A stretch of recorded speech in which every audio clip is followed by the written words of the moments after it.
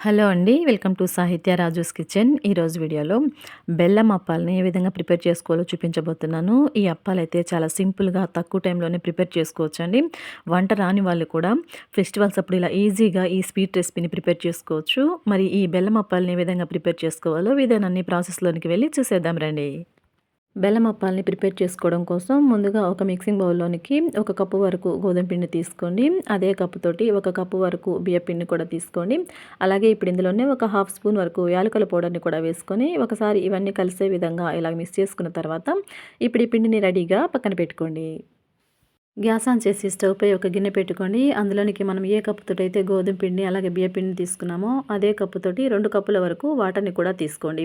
అలాగే అదే కప్పుతోటి 2 కప్పుల వరకు తురిమినటువంటి బెల్లాన్ని కూడా వేసుకోండి. ఇలా 2 కప్పుల వరకు వాటర్‌ని అలాగే బెల్లాన్ని కూడా వేసుకున్న తర్వాత లో టు మీడియం ఫ్లేమ్ మీద ఇలా కలుపుతూ బెల్లం అంతా పూర్తిగా కరిగేంత వరకు కరిగించండి.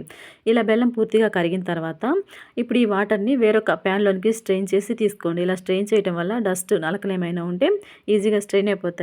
ఇప్పుడు ఈ బెల్లం వాటర్‌ని ఒక పొంగొచ్చేంత వరకు ఇలాగ ఉడికించండి. ఇప్పుడు బెల్లం వాటర్ ఇలా ఉడుకుతున్నప్పుడు ఇందులోనికి మనం ముందుగా మిక్స్ చేసి పెట్టుకున్నటువంటి పిండిని వేసుకొని స్టవ్ మంటని లో ఫ్లేమ్ మీద పెట్టుకొని ఒకసారి పిండంతా కలిసే విధంగా కలుపుకున్న తర్వాత గ్యాస్ ఆపేసుకొని ఈ ప్యాన్‌ని కిందకి దింపి ఈ పిండిని కొంచెం చల్లారనివ్వండి.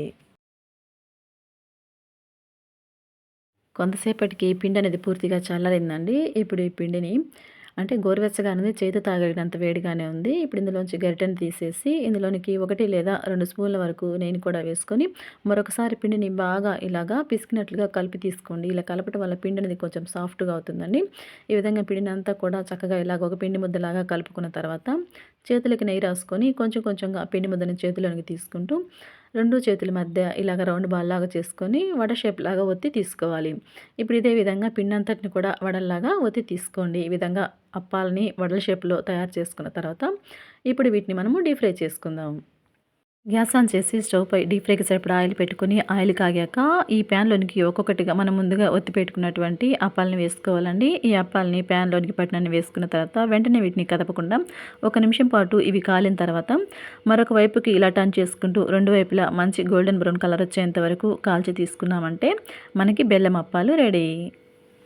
చూడండి ఈ అప్పాలనేవి ఇలాగా మంచి లైట్ గోల్డెన్ బ్రౌన్ కలర్‌లో కాలాయి కదా! ఇప్పుడు కాలిన తర్వాత ఒక్కొక్క అప్పాన్ని గరిటెతోని తీసుకుంటూ మరొక గరిటెతోటి ఇలాగ జస్ట్ లైట్‌గా అలా ప్రెస్ చేయాలండి. ఎక్స్‌ట్రా ఆయిల్ ఏదన్నా ఉంటే స్ట్రెయిన్ అయిపోతుంది. ఈ విధంగా అన్ని అప్పాలని ఒత్తి ప్యాన్‌లోనికి నుంచి ప్లేట్‌లోనికి తీసుకోవాలి. అలాగే చూడండి ఫస్ట్ టైం ప్రిపేర్ చేసేవాళ్ళు ఈ అప్పాలు వేగాయో లేదో తెలుసుకోవడం కోసం ఫస్ట్ మనం ప్యాన్‌లోనికి వేసినప్పుడు నురగనేది ఎక్కువగా ఉంటుంది చూడండి. అలాగే ఇవి బాగా కాలిన తర్వాత నురగనేది తగ్గిపోతుందనమాట. అంటే అప్పాలనేవి మనకి బాగా వేగిపోయాయి. ఇప్పుడు ఈ విధంగా అప్పాలని తీసేసుకున్న తర్వాత మిగిలినటువంటి అప్పాలను కూడా ఇదే విధంగా డీప్ ఫ్రై చేసి తీసుకోవాలి. ఓకే అండి. చూసారు కదా! బెల్లం అప్పాలని ఏ విధంగా ప్రిపేర్ చేసుకున్నామో. వంట రాని వాళ్ళు కూడా చాలా ఈజీగా ఈ స్వీట్ రెసిపీని అయితే ప్రిపేర్ చేసుకోవచ్చండి.